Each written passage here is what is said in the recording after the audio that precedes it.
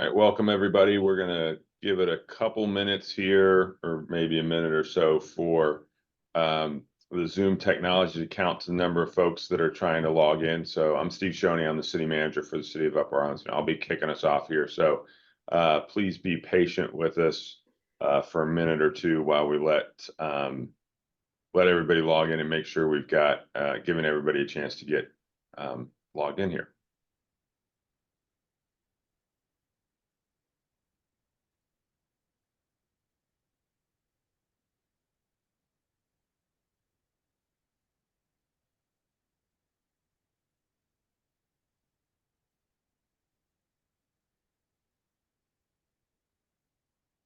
All right, I'm gonna see that the numbers have slowed down here a bit. So I'm gonna go ahead and kick us off. A couple housekeeping things. We are gonna have a chat open, and Kyle's gonna talk about this a little bit more. So as you've got questions that come up, feel free to use those. We'll try and answer those a little bit in line as we're moving along if it's something we think we can address easily in the chat. Otherwise, we are going to look for a couple of these things to have the team answer orally. So our team at the city is going to be moderating that a little bit. As I said, my name's Steve Shoney. I'm the city manager for the city of Upper Arlington. I want to thank all of you for taking a little bit of your day to learn more about our Henderson Road process. This process is being led by the firm of MKSK. Kyle May and his team from MKSK are going to lead us through this discussion today.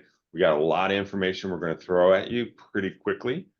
And then try and leave you some time to kind of process that with us. And Kyle's going to walk through some exercises, use some survey tools, some things like that, that'll really help us get some feedback from you. I want to start with where I think we're going to end, which is this is not the end of the conversation. So we had an initial conversation back in the spring. The team has done a good job of listening and trying to take that back and synthesize that into some ideas. We think we have good ideas, but we're also humble enough to know we don't always have the best ideas. And that's part of going through the process of getting feedback. So please, as you go through this today, give us your initial reactions with it. Sit with it for a couple of days, and there will be stuff at the end that Kyle will talk about how you can continue to get us feedback. So I'm going to go ahead and turn it over to the experts here and let Kyle run us through the presentation. And I just want to thank everybody again for taking your time. Thanks, Steve. Audio okay, guys? You can hear me okay? Excellent. Thanks for that tee up, Steve, and thanks to the 40 or so of you that have joined us this afternoon. I know it's lunchtime, so hopefully you got something in front of you while we go through this presentation. We're really excited, guys, to be back with you and continuing this conversation, but more importantly, starting to put some stake in the ground about where we think this work is headed. Throughout the last several months, we've been talking to a lot of you, hundreds of you around the community about this corridor, the opportunities you see, the challenges that might be out there. And where we are right now, we're ready to turn a page here and start to think about, again, what do we do? What do we recommend? What are the ideas? How do we take action on the potential that's out there? How do we mitigate some of those challenges? So we're very excited, to be at this point. We do this alone and we do it together, right? We're going to continue that theme. But to underscore Steve's point, we're not done. So in this work today, I want all of you to know that we're going to present some ideas, some concepts, but we're going to move and continue to refine with your feedback and we received so far. I'm also joined by my colleague, Jessica, who's been a tremendous participant in our process and a contributor to our process thus far. So working together, we're going to work through this agenda with you all today. I want to spend most time, I think, talking about what you all probably want to see, which is our priorities, our principles, and most importantly, our big evolving ideas for the Henderson Road corridor, but also want to give you a little bit of background on how we've gotten to those ideas. It's not just us working alone. It's all of the contributions that you've made from stakeholders and then the technical research and analysis that we've been conducting in parallel.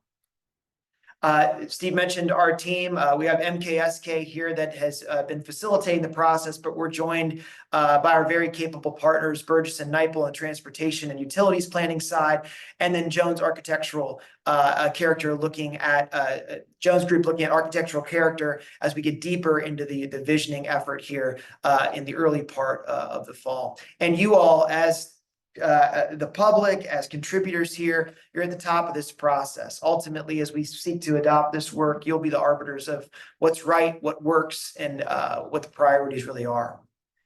If you've participated in the process thus far, or were part of the virtual session in round one, in-person session in round one, you heard our kind of deep dive on the conditions and trends that are out there. And what I'm not going to do, I think, in this meeting is rehash a lot of those stats. I do want to bring up some key points, though, that lead to the conclusion that now is the perfect time to be thinking about the future of our community.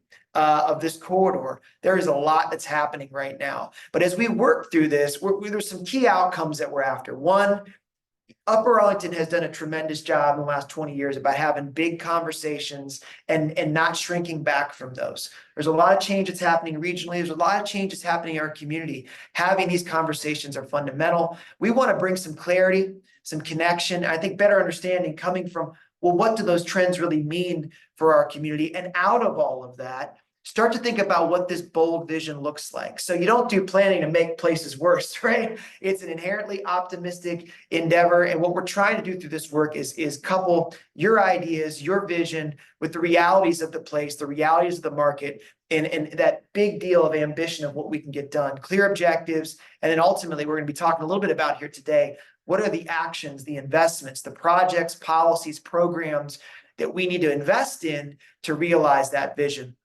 Our corridor here, as you'll remember, Henderson Road, pretty interesting in the fact that we're straddling a jurisdictional boundary here. On the south side, we have the city of Upper Arlington. On the north side, we have the city of Columbus, and about a mile here from Stonehaven all the way down to Reed, a very dynamic real estate environment, interesting and vehicular roadway environment as well. We'll talk about here in just a second.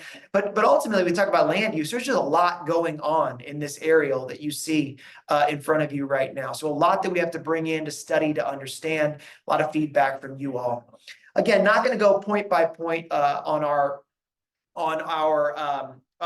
information from the conditions and trends. However, I did just want to hit on some big things. One, regionally, yes, very dynamic environment. There's a lot going on right now, and specifically affecting some of our big land uses that are on that aerial you just saw. Whether it's with retail or it's with office, there's a lot of flux in that market right now. And that's all occurring within a Central Ohio market that's growing very rapidly, as rapid, if not faster than any other partner here in the Midwest. So we're expecting a lot of new residents driven by a lot of new jobs, a lot of new just activity and inputs into our region. That's just kind of ratcheting up some of the pressure there. Intel obviously is a big outgrowth of this and something that gets brought up a lot in this, but it's not the only indicator of that growth. It's something that we're working and paying attention to as we do our planning.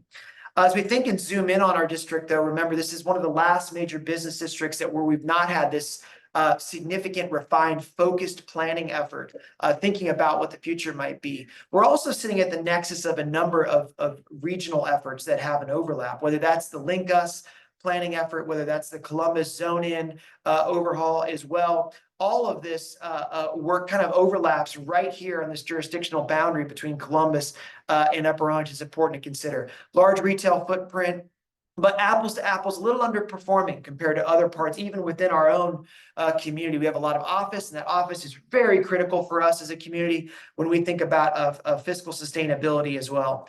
And then we have the roadway itself. So one of the key developments that's gone on throughout this process is how that roadway is actually managed. That handover between the city of Columbus and the city of Upper Arlington, really critical in this. Lots of movement on that corridor every day, about 20,000 cars compared to about 30,000 on Bethel. But also interesting development pattern that's gone on. So we've got a curb cut, on Henderson almost every 100 feet. A lot of commercial development that's occurred. And because of that, we also have a number of conflicts that are happening. We talk about the right of way. We're talking about all these different ingredients that are part of this discussion. Who owns what, the land use pattern, but ultimately how we're also using that 70 or so feet of curb to curb space to create a safe movements, to create accessible movements all along the corridor and throughout. So thinking about a lot of stuff, in this work and what all comes together. In our first conversation with you all, whether that was virtual or in person, we asked you some big questions just about how you see, how you experience, how you view, how you compare this place and its places and what we can be doing maybe better, right? What are some of the opportunities? What are some of the examples that might be out there? We were really excited, Jessica and I, at just how many people contribute to that first round of engagement. 400 plus participants. That number's actually grown since we wrote that down. But we asked you a number of questions that all kind of led to the same thing, which is, what do we really need to focus on here moving forward? What are your experiences, your impressions? You told us a lot. And what I wanted to share today, it's not the exhaustive list, right? I'm not going to read every comment because there's almost 1,000, right? What I wanted to do is pull out some of the themes. And if you were to read this, I think you'd see similar things come out of that big pool of engagement. One thing to point out, the qualities of place here are really important in Upper Arlington. They matter, but they might be lacking here in the Henderson Road corridor. Lack of consistency, the pattern, the architecture. It's not to say that any individual property is guilty, right? It's just as a group, as you mentioned through your comments, there's a way to make this more cohesive. There's a way to make this place feel a little bit more like the rest of the community.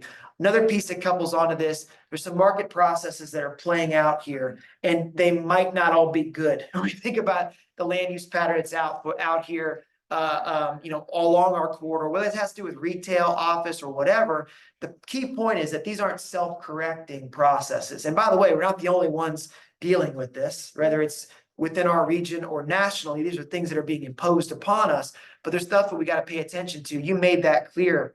Your comments, we've got to get ahead. We can't talk about this comment set without talking about the number one thing that was mentioned throughout our conversations, which is just pure safety, right? How the corridor is working, where it's not. And that's not just for vehicular movement. That's also for folks that are trying to ride a bike, that are trying to cross a crosswalk. It's a challenge here. Access management contributes to that. What I mean by that, it's driveway frequency, intersection treatment. There's a lot of guilty parties in this and characteristics, but ultimately you underline the fact that if we address nothing else, we really got to look at safety as a critical concern. Character, quality, consistency of future projects. As we think about the future, as folks want to do work here, let's make them look, let's make them work with our character, our expectations for quality, and maybe moving beyond just kind of this is a $10 word, I'm sorry, but transactional spaces. What that means is the come in, get out, right? We've done a great job in this community over the last 10 years of thinking a little bit more holistically about place development. Something that a great quote that came out of this, Jessica, was let's create places for people, places for our people, places for our community. And what that means is something that spins a little bit more than get out of your car and get back in 10 minutes later. Something that's important, I'll touch on here in just a second. There are people living on this corridor as well. I showed you the aerial.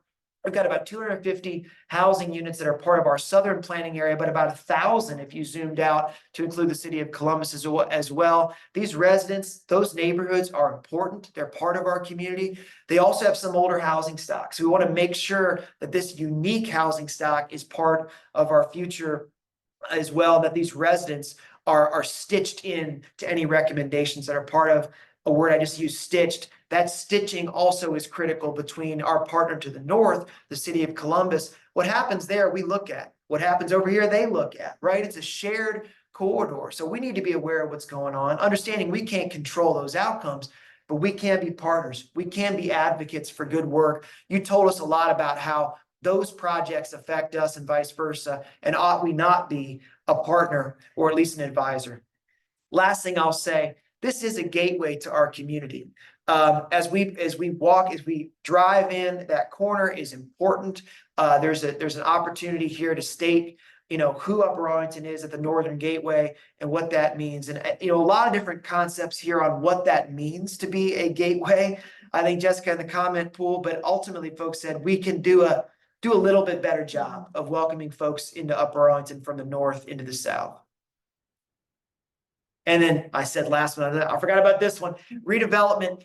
It's kind of the key word here because this is a built out corridor. We're not dealing in a greenfield state, right? There's nothing here that can be built for the first time. A lot of the discussion here is what comes next. And the key thing I think that popped out of our comment pool is that it's not all inherently good. It's not all inherently bad. It's about the consideration our expectations. Frankly, it's about the process, the design, the thoughtfulness, materials. All of those things are critically important to a successful project, at least one that seeks to happen in our community. A lot I just showed you. Where does that all go?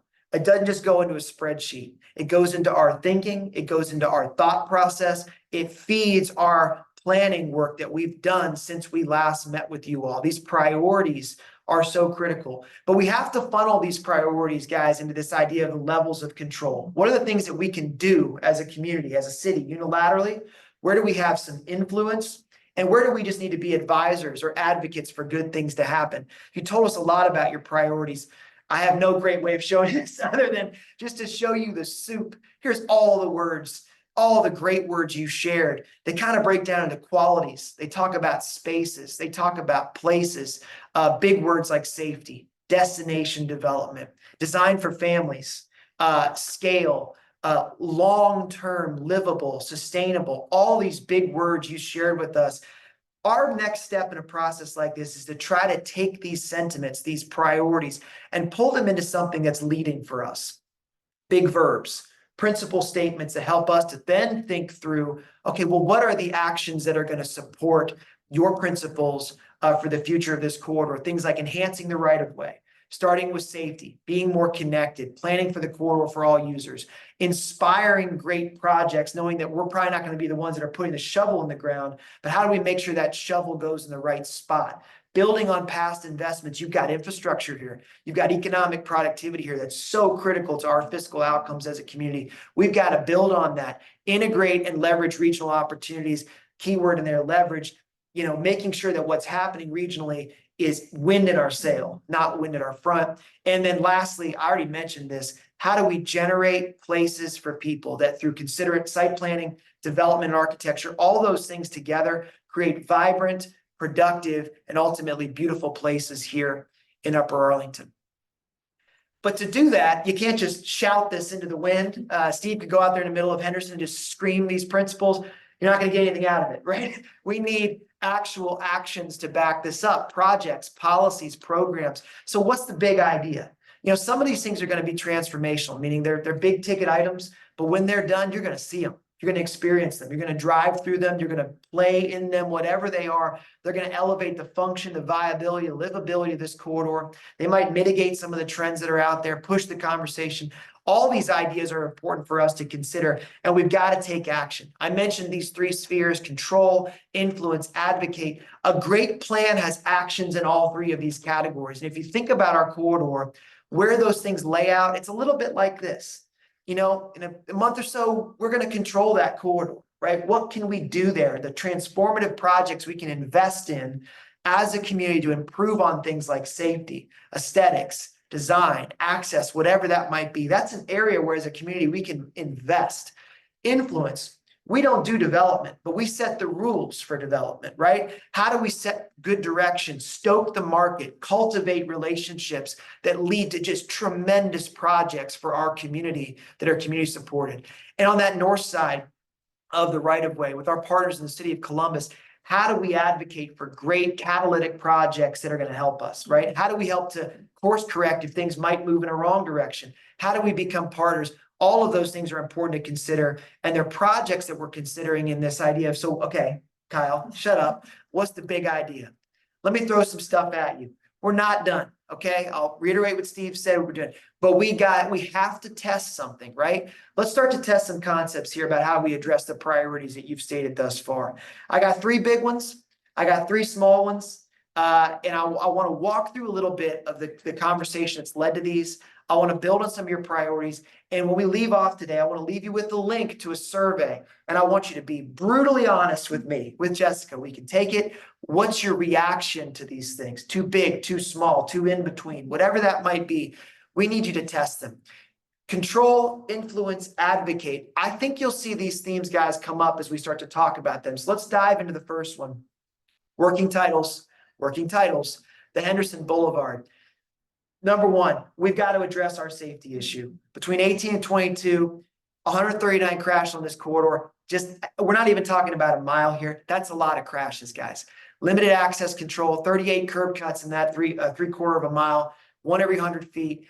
There's something happening here that we have got to get our arms around. Along with that, aesthetics, this is a corridor that's evolved. It was never really planned in a way, master planned in a way that we would think of for a modern a corridor design today. You told us about that. What does safety look like? Well, it kind of looks like this. If you were part of our first meeting where we see any activity on that heat map, that means there's been a crash incident. 84% of those crashes are happening either at intersection or at a driveway. We know there's also a lot happening inside some of these sites when it comes to the access and drive movements, but overall, a lot of crash activity, even one serious pedestrian on vehicle crash, thank goodness, not leading to a fatality, but we have that occurring here as well. Well, why is this happening? Part of our initial thing, we talked a little bit about why this drive access stuff is so important, because it's leading to a lot of split-second decisions that are occurring. You all are in a car. You've probably been trying to make a left onto Henderson at one point, trying to cross into that. It's a difficult decision to be made. And why? Because of the things you're seeing on the screen here. You know, to go those 60 feet in 3.5 seconds, if you misjudge that, it's a big misjudgment, right?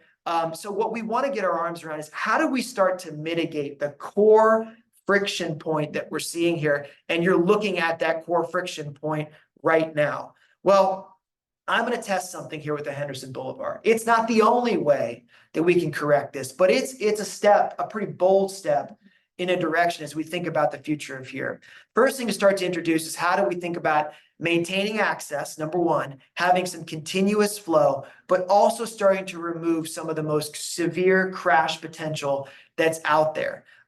You know, there's not a whole lot of different ways to do this, but first thing we start to think about is how do we start to think about how these Gettysburg and Reed intersections are treated on this. You all probably have heard roundabouts. I can see eyes probably rolling if I can look at the setup on Zoom. But roundabouts are really great tools when we start to think about how we can do continuous flow, how we can think about maintaining access, but also at the same time, manage some of that speed, manage some of that crash severity, and also start to disconnect some of that movement that's occurring and where that real risky behavior could happen going from one flow to another.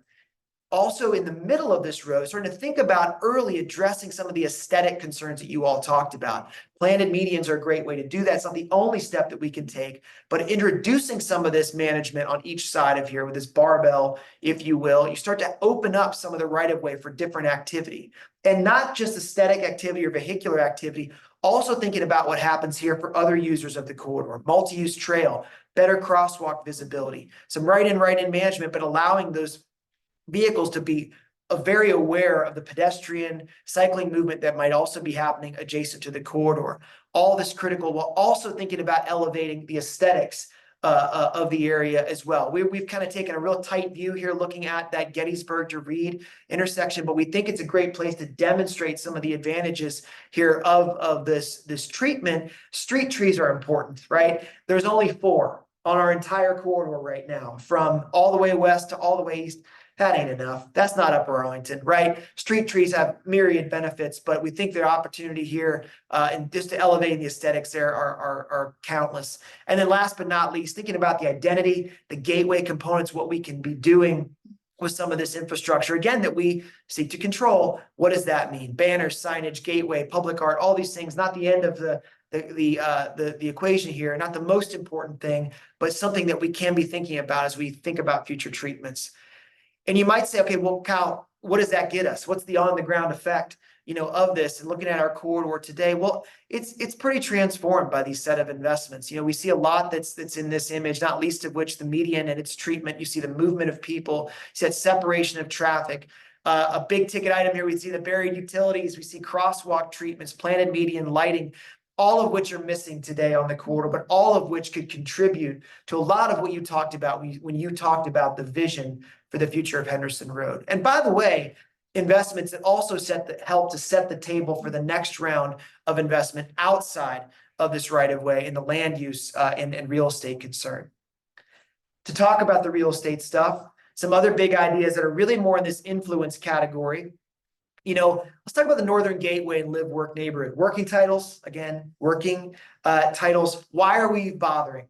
We're bothering because of this phrase, susceptibility to change. We've experienced it already in Upper Arlington in some key areas, whether that's, I mean, let's talk about Lane Avenue, right? The change that has occurred even just since 2019. More and more, we're going to be dealing in Central Ohio with redevelopment conversations. Where there's infrastructure, there's opportunity, right? And where there's pressure, there's projects. So as we think about the future, this is just about being good stewards of our community and anticipating the conversations that may be forthcoming. We've got to look at market viability, building age, vacancy, ownership, tenure. All of those things come into factors, but let's just look at two within our planning area that point to why we should be paying attention to this right now. Number one, guys, the simplest one we can do is just the age of buildings. Residential, commercial structures, we got to pay attention to where those buildings are in their life cycle. When we get above 50 years, we're in new territory. We're thinking here about what might be the next chapter because we're talking about significant investments in that building to keep the viability up, to make sure that we have a tenant structure that makes sense, that there's a churn and a cycle that's occurring. Adaptations become the name of the game when you go 50 years or older, especially within a commercial structure. What does that say? It just says we got to be aware. And if you see the red that's on this map, that's the dominant thing here. Over 70% of our buildings are in this category of 50 years or older, some even older. What else do we look at? We look at parking, and we don't look at parking to say we don't need parking. Not at all. We look at parking to say where there's parking, there's big sites. Mm-hmm. And what is our development community looking at? They're looking for bigger sites, right? So 25% of our planning area right now is a parking lot. 50 of our 200 total acres. And it's not condemning the idea of the fact that we have parking, because we need parking. This is still a driving community. However, that leads to very, very large sites that look a little bit like this. You got 4 acres, 3 acres, 5 acres. And again, not to pick on these users, there's a reason why these they were this large, but we need to be aware of what this means and what this signals outwardly.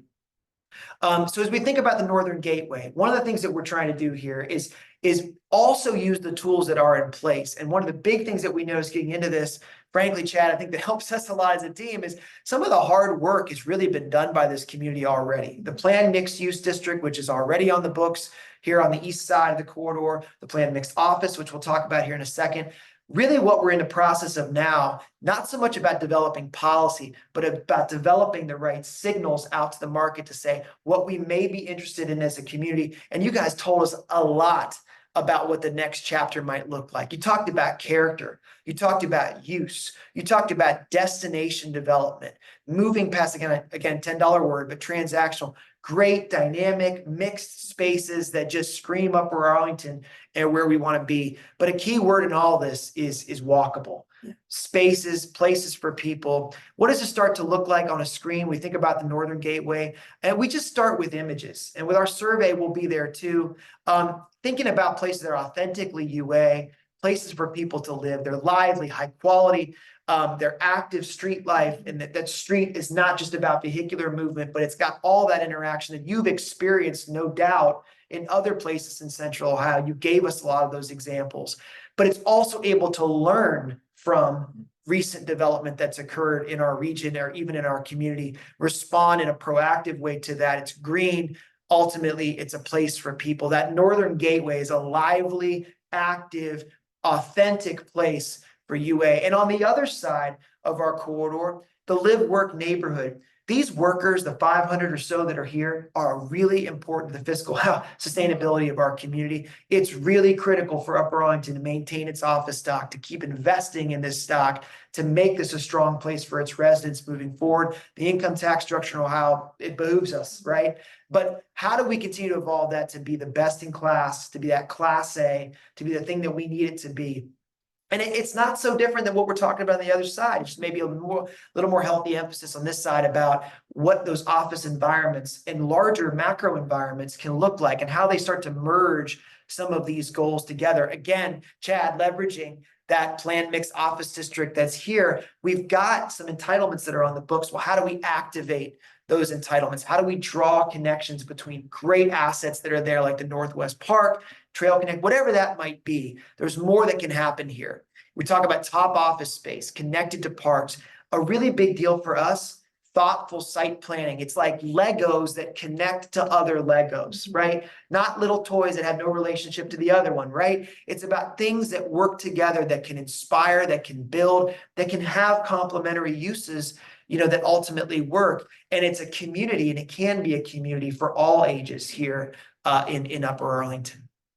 Starting points. I'm really eager to get your reaction and honest reaction to these three big ideas. They're not the only ones. And as I, of course, go a little bit over time and beg for 5 more minutes, I want to talk about 3 additional things that came up, which I would be remiss not to mention.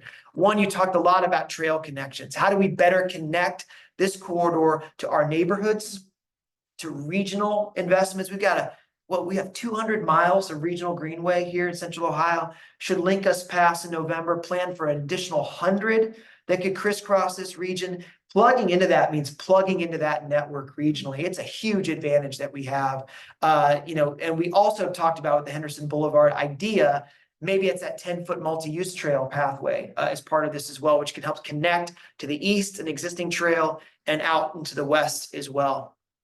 I mentioned how there's neighbors here. Those neighbors are really important. How do we continue to invest and make sure we're stitching these projects in a complementary way into those neighborhoods? Make sure this important stock, there's not one single family detached home in our entire planning area. That's really important.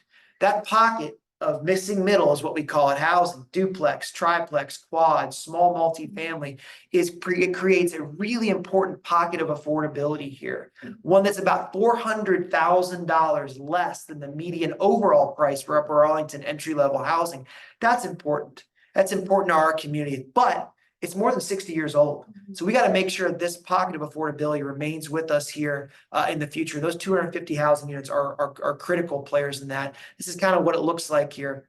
I mentioned that we've got about 1,000 units overall in the planning area, 250 here within our side of it. But all of this stuff plays a role in what makes for a potentially very vibrant, currently vibrant, even more vibrant neighborhood in the future. And as I go through these quickly, the last thing I'd be remiss to ask, we talked about the advocate actions that are out there. How do we work with partners, jurisdictional partners, institutional partners, whoever those might be? There's stuff that's happening that's big that's going to affect us at small. We got to be aware of things like zone in. Last time we talked about this, it was a theory. Now it's a law. Zone in passed on July 29th. It's adopted. It's important for us to understand what that means on the north side, how that impacts us on the south side. Be aware of projects that might start to percolate based on those entitlements. 5-story market +2 if you have affordable for that classification. Link us in November, massive vote on that, but it's not just about a transit corridor, which would be less than half a mile from us at a certain point along Bethel. It's also about the trails that might be funded as part of that process as well. And then last, I already talked about greenways. The key point here is that there's stuff that's happening around our region that's going to impact not just the city of Upper Arlington, but also our planning area. How do we use these investments to leverage our corridor to get what we want, to enhance our projects, value, and our values as well?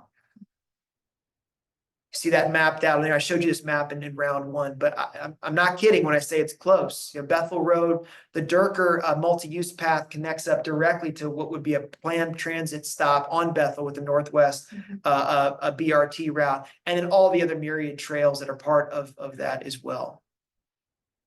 So I mentioned a lot of stuff. I tried to do it quickly. I almost got it done in 30 minutes. There was never going to be, as Chad knows, that was never going to happen. But we got a lot of projects. What we wanted to do today, guys, is take what you've told us and start to put some point to it, put some direction to it. I'm really, really interested, though, in how you receive these comments, how you receive this set of ideas. There's kind of, in our survey, Jessica, we put together, the toggle, Jessica, I'm sorry, we've got 3 big areas that we want you to weigh in on. First is that land use development concept, the Northern Gateway, live work neighborhood. What's working there? What do we need to refine? What are some of the principles? This presentation will be uploaded as well to our survey. So if you want to go back, look at this, we'll also upload our previous presentation from the first meeting so that you all have access to that as well. We think about mobility. I would love to get your ideas around the Henderson Boulevard concept. And what you'll see in the survey, it's not just about the transformative investment, it's also about how can we, in the short term, start to address some of these challenges even immediately. And then last, with these additional opportunities, really eager to see how you see the world, both regionally and locally. We talk about the neighborhoods when we talk about trail opportunities, and last, some of those regional investments. 2 ways to go. One, you can scan the survey here. It's a QR code. You can scan that right now. Or you can go to our tiny URL there down at the bottom. And the last thing I'll say here, Jessica, and to the team, you all are here, 43 folks. That's tremendous. I really appreciate you guys taking your lunch hour, hopefully eating while I'm talking. But I would love if you all could also share this out. We've recorded this. I would love if you could share this out with your network as well. It's far more than 43 people that care about the outcomes here, and we know that. So let them get involved, help them ask questions of us, and together as a community, I live here. Let's get a really good, strong outcome out of Envision Henderson together. And when we come back to you in a couple of months, I'm going to come back to you with a draft plan. And what I want to do out of that, guys, is really begin to prioritize our investment, to provide Steve, to provide Chad, to provide your elected officials with a mandate to move, a mandate to invest, and to take a critical next step, potential PAC step for Upper Arlington. So with that, Chad, Steve, and to the team, I'll pause and see if there's any questions you want to pop up from the chat. But otherwise, thank you all for participating here today.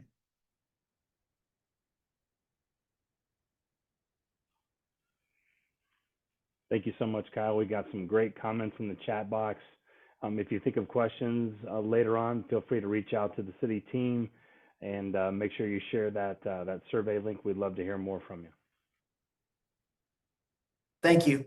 With that, Steve, go ahead. Sorry. So Kyle, I was going to say one thing that looking at the chat, I think one of the things that was raised in here is connecting the neighborhood off of Summit Ridge. So Summit Ridge, Waldo, Rushmore, the extension of Sawmill Road, those neighborhoods back up there, and finding ways to make pedestrian and bike connections there.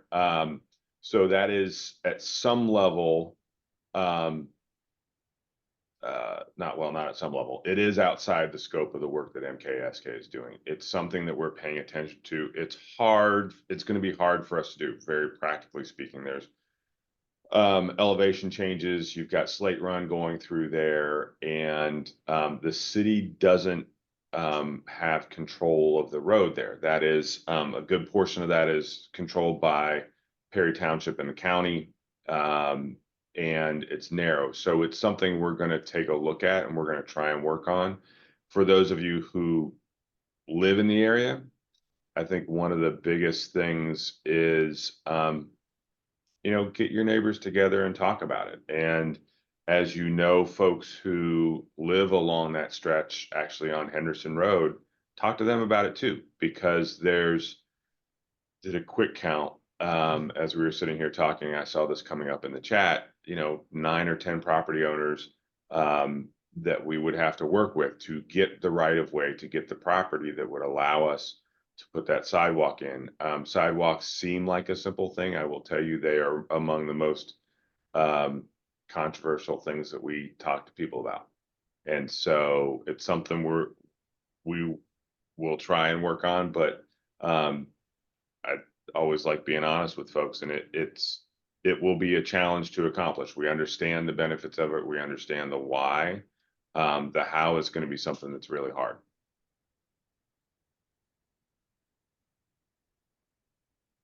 Thanks, Steve. And so I think with that, Chad, Steve, really appreciate everyone participating here. Like I said, I think Alyssa dropped the email into the chat as well, but we'll have all this posted on the project website as well as hosted at the city. And if any questions come up, and I think there's any specific things that you want to discuss, we're open book, I think, throughout this process. So please feel free, to reach out, and let's continue to refine this work, Steve and Chad, together. And I think with that, that's let you all back to your afternoon. Since we've got a little bit of time, I did see one hand up, and I think that was from Vanessa. And Vanessa, I was assuming that was kind of, there you go. That was related to what my question was based on what you put in the chat, but I don't know if we've got the ability to kind of open up, since we've got some time, the ability to open up for some questions. Steve, we've in the chat box, Vanessa says Tarrington Woods has a sidewalk that goes to nowhere. Our kids can't ride their bikes. Why can't we help get us connected? Can you meet with us? And the answer is absolutely yes. The city, with its Henderson Road recent reconstruction west of Sawmill, added that shared use path. We've included sidewalks in nearly every one of our developments. We've sort of retrofitted sidewalks on the south side of Henderson, but of course we're not done yet. So that's absolutely something we can arrange and listen to concerns and see if there are improvements that we can make. So Chad, the best way for somebody to set up a follow-up meeting is to do what? Yes, in the chat box from Alyssa, you can email questions and comments to planning@uaoh.net. Again, that's planning@uaoh.net. We can help answer questions, make sure your comments are made known for this project, and also if there are side issues like that connectivity question, we can certainly chat about that.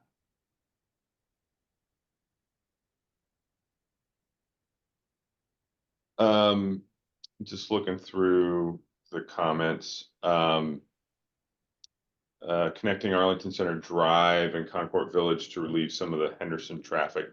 I will tell you that is not something that I see us doing. There are, we've had conversations with the folks who live back in that neighborhood, and they're just fine with the way that is arranged right now. So that's not something I would see us moving forward. There was also a comment in here about walkability and ensuring that doesn't lose the need for, the fact that we are still and will for the rest of my lifetime. And I hope I got a few more years left on this planet. Be largely a car-based society. Kyle, you want to talk about how walkability and recognizing the realities of the fact that we're still going to be a lot about the single occupancy vehicle. You want to talk about how those two aren't in conflict?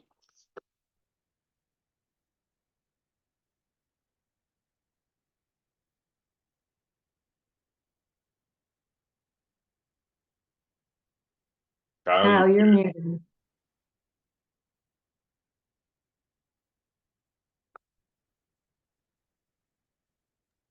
There we go. So I wouldn't let me unmute. I apologize. Yeah, no, Steve, absolutely. And I think, let's be honest about the land use pattern here that we've inherited, right? I think what we're envisioning in a lot, no pun intended, in a number of these kind of node areas is a drive-in walk-out scenario, right? You see these proliferating around the region where it might not be that you've reinvented the entire community all of a sudden to be this, quaint, Tuscan village, right? We can't do that. We've been given what we've been given. But what you can think about is through a land use development pattern, how do we create a drive-in and then vibrant district within that, right? So you see that occurring, and there's countless examples you could invoke, and I don't mean these, don't quote me that these are going to be what we're going to do, right? But the Bridge Street pattern is a great example of that. We think about even with, Easton, right? Like the fact that you're driving to a destination and then you from there are in a new type of environment. So that's one thing I think you think about this, Steve. You can't really reinvent the pattern that we've been given, but we can think differently, especially when we've got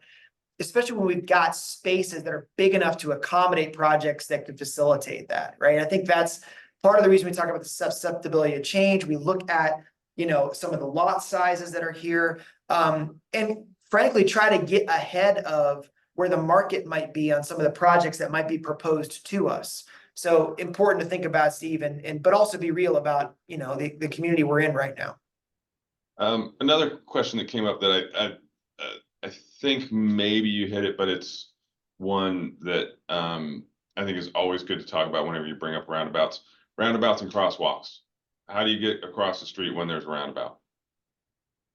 Yeah, it's a great question, Steve. And, whoever asked that's right to bring that up, because it is a bit of a challenge. And I think, one thing that we've not, pointed out as clearly, I think, in that set of diagrams from the plan view that we need to is got to start thinking here about a little bit about mid-block crossings as well. So especially on the north side of Henderson, we got 20,000 cars that are going down this road, every day. That's probably going to increase here, over these next 10 to 15 years. We've got to think about ways to slow and stop that traffic when somebody seeks to get across. And, the safest way to facilitate that is a signal on an intersection, right? But in lieu of that, there's other treatments that we can consider. And Amy, who's on our team with Burgess and Niple, as they think about transportation, that's one of their core tasks in this, is if we think about the treatment, how do we make sure that those crossings are maintained and that they're safe and that they actually get safer? And frankly, the easiest way to do that, Steve, as you know, is just to begin to stripe them consistently, right? Make sure it's clear that you're coming up to a space where pedestrians might cross. So just that visibility, and then we can escalate and scale from there. When we actually think about how that works within a roundabout, you all have probably seen the myriad of different treatment styles around our region, Hilliard, Dublin, wherever else you might be, New Albany. People have experimented with the right way to get folks across there. The trick is if Chris were here, my boss, he would say, the continuous movement thing is a bit of a trick. So we got to make sure that it's clear. In some cases, it might have a signal, but it's something that we're obsessed with in this, because you want to create a walkable, it's got to be safe. Yeah, and there's lots of ways to do it. It's something that if we do eventually head this route, it's something we'll pay a lot of attention to, and that's part of why we like that median too. In the positive sense of those of us who are old enough to remember the game Frogger, we don't want this to feel like Frogger, but having that median in the middle really is something that's really important. There was another question that came up, that I wanted to talk about. Jackie, would you mind, or I can do it if you want, talking a little bit about how we're thinking about this corridor in terms of planning for police and fire and the work that we're doing to make sure that we make sure that we're properly sized and placed for how we look at these things. While you're thinking about that, I will say we've looked at the crime data, the calls for service. I know there's a lot of concern about crime in this area. It really has not changed much over the last 4 or 5 years. It's been a pretty stable part of the community in terms of what we see there. So we are paying attention to it. We pay it to it a lot in terms of where we are currently. But Jackie, you want to talk a little bit about how we're thinking about it going forward? Yeah, so about a year and a half ago, I think we wrapped up our studies. We did the Upper Arlington's first really full look at our safety forces. We did a study for the center with the CPSM, which is the Center for Public Safety Management, and presented the results of both of those to City Council and on our website and everything. But the purpose of that was just because of what we're talking about today. Lane Avenue has redeveloped. We've got new things going on Tremont Road. We knew we were going to be looking at Henderson Road. So how do we prepare for the future? How do we prepare for, what's opening now? And, what we found is our response times are great. The city is really happy with what we're doing. But we are going to be having to take a closer look at what may happen on the northern end of Upper Arlington.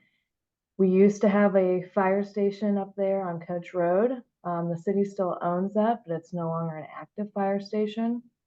So I'm just planning for the future of if we may have to reopen that fire station someday, or maybe there's more creative option that we could do to open, small substation on Henderson Road that a medic runs out of or something like that. So we're looking at all of that. And I know that there's a lot of outreach going on with Envision Henderson, but if you have the time, we are also taking input from the public right now on our fire strategic planning. And we'd love to hear from the community on what you think we're doing well now, what we need to be doing better, because fire is currently planning for our future right now and looking at the next 10 years. I also should have said in that conversation, and it wasn't raised in the question, but I'll go ahead and raise it. we're in constant communication with the schools in terms of, as we talk about these things, making sure that we're talking to the superintendent, we're using the data that they have, all those kinds of things. We're incorporating all that into our planning. We've shared all that with Kyle and his team and the folks from Burgess and Niple, and so we are working all that into the process. All right. How do we contact the fire people? I assume you don't mean I'll because put you that in. have an immediate urgency, which would be to call, or immediate emergency, which is log off, call 911. Jackie, I assume that probably is about the project. Yes, I'm putting the link to the survey in the chat right now. And again, back to that email, any questions you've got related to this, send it to that planning@uaoh.net. And Blair, I'm glad you're fine and we don't need to send someone out to you. So send that to that planning at uaoh.net email. The team will distribute it. The other offer I'll make is that look, Chad and I are going out to this afternoon to sit down with a group of 15 neighbors in an area that want to talk to us about this stuff. If you, or better yet, a group of your neighbors or friends want to sit down and talk about this, again, send something to that email address. We'll figure it out. We'll figure out a way to sit down and have a conversation.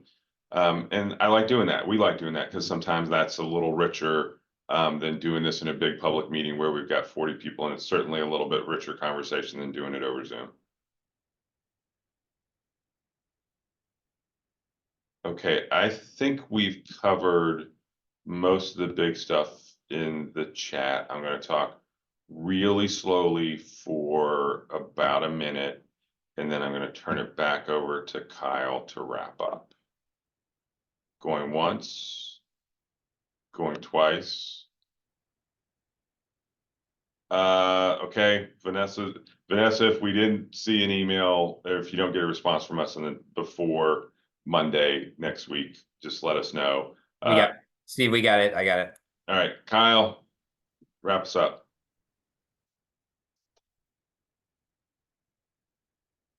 Oh, someone muted Kyle. We've always wanted to do that, and somebody got a little aggressive.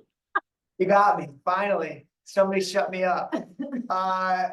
Yeah, thanks, Steve. I think we've covered all the ground. I really appreciate the questions. I know we'll have more. There's a lot we've presented here today. I just can't, one, thank you so much for taking the time. Two, please share this link, this QR code, however, with as many folks as you think care about these set of issues. We need to really spread this wide right now, especially given that we've got some stake in the ground ideas. We need that feedback. And then I think the last thing, stay in touch. So we're not done with this process by any means, but when we are back together, we're getting close to done, meaning that we'll have a draft plan, we'll have draft things pulled together into a cohesive strategy that works together and that also can be adopted, by your leadership to inform things like capital improvements, projects, policy, whatever that, may be. So thank you very much. And Steve, that's all I've got.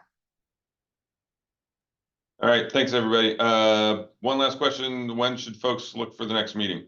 Great question. Should have said that. Look for the next meeting announcement coming up in the middle part of fall. So let's look at that late October timeframe for our next meeting together. Probably a similar format where we have an in-person open house, and then we'll follow that up with a virtual session just like this. Later part of October, look for the announcement. And then we're looking to wrap this whole thing up end of this year. If it blends into next year because we took a little bit longer to do it right, that we may blend into next year a little bit. Okay, thanks everybody for your comments. Please keep the communication up. Again, send the email to planning@uaoh.net if you want to, if you got any more feedback. So thanks everybody. Thank you.